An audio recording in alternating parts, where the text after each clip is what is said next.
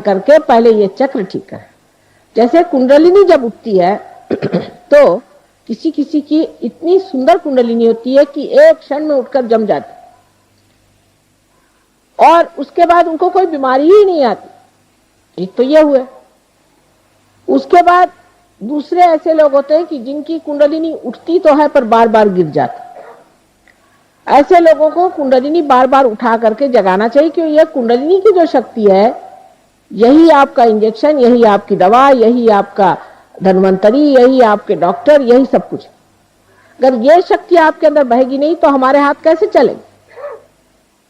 और तीसरे लोग हैं जिनकी की कुंडली जमी बैठी है, वो उठती ही नहीं। ऐसे लोगों को ठीक करना कठिन जाता है। श्रद्धावान लोग जो होते हैं जो कहते हैं हाँ थोड़ा सा हमारा फर्क आ गया, ठीक हो रहा है, उन पे कुंडली नहीं चलती। बहुत से लोग हैं, हमने बहुतों को ठीक किया, बीमारियां ठीक करी, लेकिन हमने देखा यह कि उनमें से बहुत कम लोग सहयोग में उतरते हैं। आपको सोचना चाहिए कि परमात्मा जो है वो भी समझदार है और ऐसे दीप क्यों जलाए जो प्रकाश न दे। ऐसे दीप को जला के फायदा क्या समय बर्बाद करके, कि जो सिर्फ अपनी तंदुरुस्ती ठीक करने आते हैं। ऐसे बहुत से पहलवान भी हैं जो मेरे पास आते हैं कि मां हमें शांति दो। क्या तंदुरुस्ती ठीक होने से सब कुछ हो जाएगा? फिर एक चक्र ठीक होगा, फिर दूसरा खराब होगा। आज एक बीमारी होगी, फिर कल दूसरी होगी। रात दिन मैं क्या यही करती रहूं? एक तो पूर्व पुण्याई भी चाहिए और नम्रता भी चाहिए। बहुत से लोग ऐसा भी सोचते हैं कि जब वो सहयोग में आते हैं तो हमारे ऊपर वो उपकार करे जा रहे हैं। ये नहीं समझते कि हमारा ये अहोभाग्य कि आज हम आए, हमारी कुंडली जागृत हुई और हमने इसे प्राप्त किया। जब मनुष्य ये समझ लेता है तभी परमात्मा उसे स्वीकार करते हैं, न कि अहंकारी मनुष्य को कि हाँ भाई हम तो खास करके इसीलिए आए, जैसे कि आप हमारे ऊपर उपकार कर रहे हैं।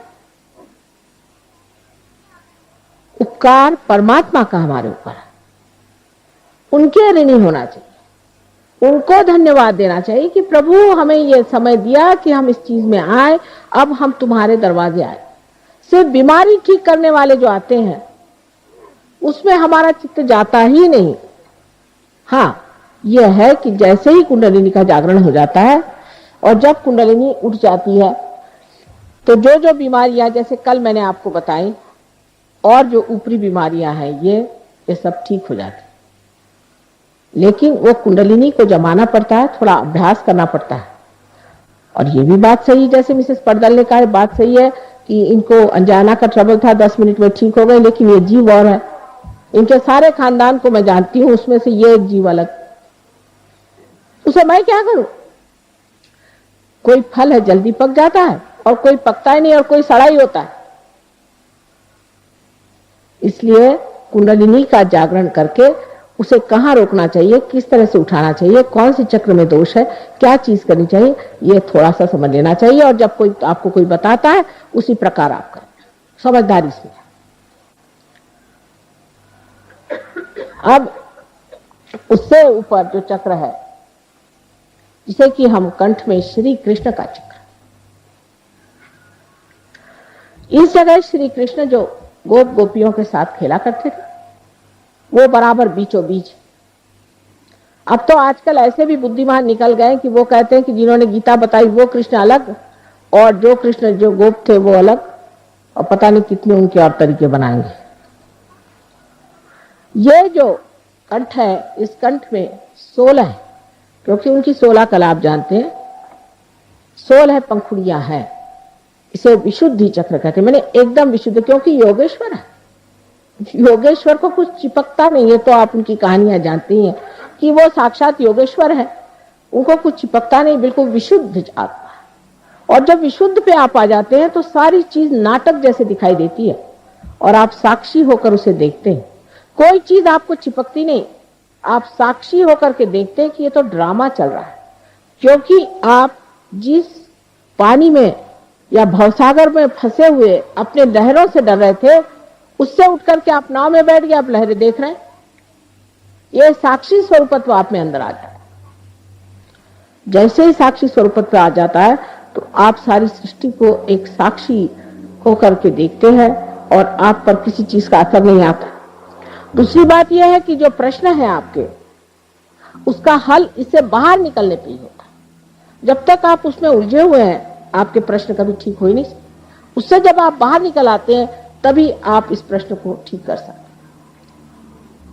तो यहाँ पर बसा हुआ जो श्री कृष्ण का कंठ का स्थान है, इसमें भी दो हिस्से हैं। एक को जैसे लेफ्ट का है और एक राइट। लेफ्ट में श्री विष्णु माया का स्थान।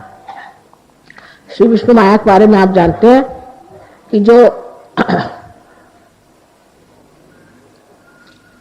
उनकी बहन थी, जिन्होंने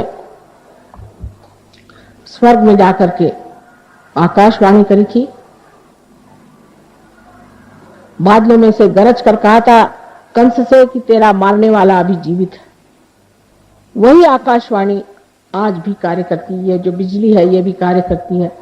और आप कभी देखिएगा तो आपको आश्चर्य होगा कि हमारे भी फोटो बड़े कमाल के आते हैं। और जो ये कैमरा जिसे हम सीधी सादी चीज समझते हैं, इसने ऐसे ऐसे हमारे फोटो निकाल दिए हैं कि आप हैरान हो जाइएगा। यहां तक कि बादलों में तक हमारे फोटो आते हैं। ये आकाशवाणी का कार्य है, ये विष्णु माया है। इस विष्णु माया पर ये कहना है कि जब हमें भाई बहन का विचार नहीं रहता, जब हमारे अंदर ये शुचिता रहे, हम जब दूसरी औरतों के और बुरी निगाह डालते हैं, तब भी ये चक्र पकड़ जाता है। या किसी कारणवश हम ये सोचते हैं कि हम पापी हैं, हम दुष्ट हैं, और इस तरह की बेकार की अपने बारे में न्यून कल्पना कर लेते हैं, तब भी ये चक्र पकड़ता है।